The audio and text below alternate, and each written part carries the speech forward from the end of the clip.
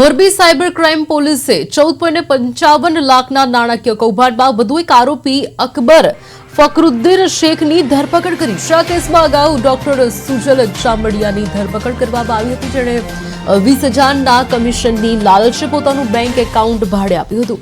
આ મ્યુલ એકાઉન્ટમાં ફ્રોડના લાખો રૂપિયા જમા થયા હતા, જેમાંથી 7.60 લાખ ટ્રાન્સફર કરી દેવાયા હતા। પોલીસે અત્યાર સુધી આ મામલે ડોક્ટર સહિત 2 શખ્સોને દબોચી લીધા હતા।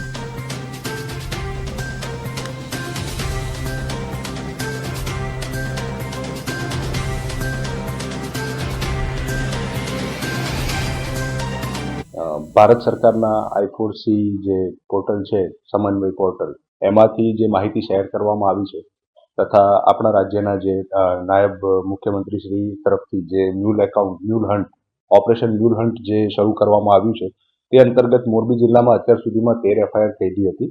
2026ની આ પહેલી 14મી FIR મ્યુલ એકાઉન્ટની નોંધવામાં આવી છે।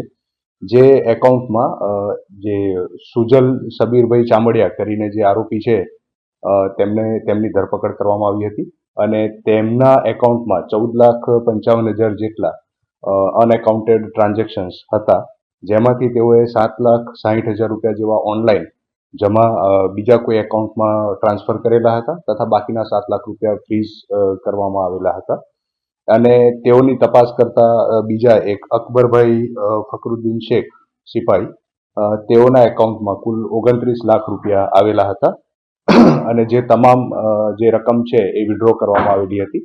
તો આ બંને આરોપીની અટક કરીને તેઓના રિમાન્ડ માંગવામાં આવેલા હતા, જે રિમાન્ડ નામદાર કોર્ટ દ્વારા આપવામાં આવેલ છે। એમાં જે આરોપી છે એનો વ્યવસાય શું હતો અને આપણે અત્યારે એની સાથે ક્યાં